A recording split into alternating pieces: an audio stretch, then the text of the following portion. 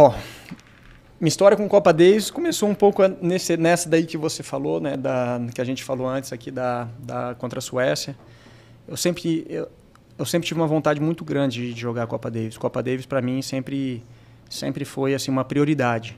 Até mesmo quando eu machuquei em 2010, que eu tive uma lesão grave nas costas, eu pensei em parar de jogar tênis.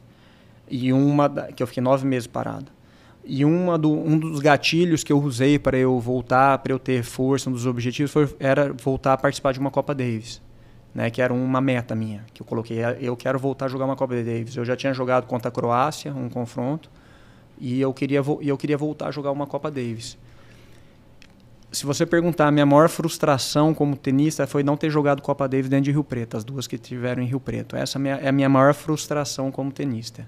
Eu queria muito ter jogado naquela quadra no Harmonia, 5, 6 mil pessoas. Tenho certeza que teria sido assim, uma experiência incrível para mim. Teria sido, sinceramente, eu acho que teria sido mais do que até ter jogado contra o Federer. Era uma vontade enorme que eu tive. Era para eu ter jogado contra a Rússia, teve algumas coisas de confederação, teve alguns fatores que não me deixaram jogar. E claro, eu acabei não enfrentando bem as coisas que me colocaram, e aí eu não estava bem antes do confronto. Mas Copa Davis é igual eu falei do Sareta, né? Quando você entra ali na Copa Davis, por mais que você não tá bem, cara, a hora que você entra para jogar uma Copa Davis, a coisa muda demais. E aí a Copa Davis contra a Rússia foi aqui em Rio Preto em outubro de 2012, ou setembro de 2012 ou outubro de 2012. Eu não joguei. E aí, em janeiro, o João Suete me convocou já para jogar essa Copa Davis contra os Estados Unidos fora.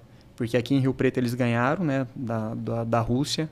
O Rogerinho, que jogou, né, supostamente no meu lugar, né, porque o Belucci era indiscutível o número 1. E o número 2 que sempre oscilava, né? Era eu, o Rogério e o Feijão, né? Tinha os 3 que oscilavam um pouco. Eu tinha um fator que não me favorecia, que era eu gostava de jogar mais em quadradura, né? Minha especialidade era mais quadradura. Apesar que Rio Preto é minha casa, o clube é minha casa, aquela quadra é minha casa, e então tudo favorecia. É diferente, né? Tudo favorecia para eu jogar. E também, mais uma vez, não posso falar que a convocação foi errada, porque eles ganharam.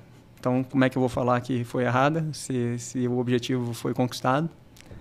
Mas foi uma frustração. E aí teve esse confronto contra os Estados Unidos. Cara, difícil até de falar ali o que eu senti naquele jogo contra o Carey. Contra o Isner eu já joguei bem na sexta-feira. E aí a chance da gente perder de 3-0 era muito grande, né? Que eu perdi do Isner o primeiro jogo, o Tomás perdeu do Carey também fácil. Eu perdi 3 sets pro Isner, mas foram 3 sets duros. O Tomás perdeu fácil pro Carey. Foi 3 sets fáceis. E aí, no outro dia, o Bruno e o Marcelo jogavam contra os Bryans, né? Que eram imbatíveis, né? Era a dupla imbatível, né? Os irmãos Bryan. Eu acho que eles nunca tinham perdido um confronto até então na Copa Davis, de Copa Davis. Eles tinham ganho, todos os confrontos de Copa Davis tinham ganho. E aí o Bruno e o Marcelo tiveram aquele jogo histórico, que eles ganharam dos Bryans. E o Tomás, no dia seguinte, também eles ganharam no sábado, né? Aí no dia seguinte, no primeiro jogo, o Tomás, inspirado, ganhou do Isner e me deixou o 5º ponto contra o Carey. Ali era meio... Era o jogo chave, Era o jogo chave, né? Mas se você olhasse, era um cara, né? Se você olhasse todo o confronto, a história do confronto, era que Isner, sei lá, 10 do mundo, 12 do mundo, Carey 20, Tomás 30 e eu 130. Na época eu estava 120, 130. Ou seja, eu era o patinho feio da história. Eu tava, se der, deu. Né? Tava fazendo o meu melhor, que sempre, mas cara, foi surreal ali. Eu elevei demais o nível, joguei demais. E eu passei todas as emoções que eu tive, que eu poderia ter como um atleta naquela quadra. Era muito difícil, assim, eu não lembro de jogos de eu sair da quadra chorando e tal. Cara, quando acabou aquele jogo, parece assim, eu chorei como uma criança, assim. Você jogou demais aquele jogo. Era um choro, assim, cara, de alma lavada, sabe? Assim, é uma sensação muito... Ali foi a única vez que eu senti isso dentro de uma quadra de tênis. Bruno Soares entrou, o Bruno é meu irmão, né? O Bruno é um irmão meu, realmente, até hoje, né? A gente tem uma relação incrível. E ele entrou, cara, colocou a mão na minha cabeça, assim, cara, eu não parava de chorar, não parava de chorar. E ali, no dia seguinte, quando eu acordei, eu abri os olhos e falei, cara, e agora? E esse ano eu parei de jogar tênis. Ali foi, pra mim, foi a história de eu... Assim, eu perdi, como eu falei, eu tinha usado esse gatilho da Copa Davis como motivador. E a hora que quando acabou esse confronto, cara, eu me senti assim, falei, cara, não tenho mais. Voltar a jogar um Grand Slam não me motivava mais. Voltar a estar top 100 não me motivava mais. Como eu falei, eu estava 120, 130 na época do confronto. Voltar a jogar outra Copa Davis também já não me motivava mais. E eu perdi a motivação. Foi ali que eu parei de jogar tênis. Cedo. Poderia ter jogado muito mais, não faltava vontade de treinar, tanto que até hoje eu treino, né? Tô treinando mais, hoje em dia eu treino mais do que eu treinava.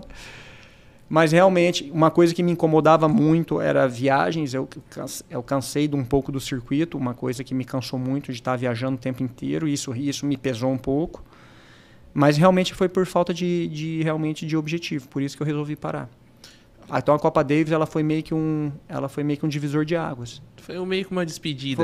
Foi um choro quase de missão cumprida. Exato. Essa foi a sensação que eu tive. Eu ia perguntar, porque essa foi a sensação que eu tive. Você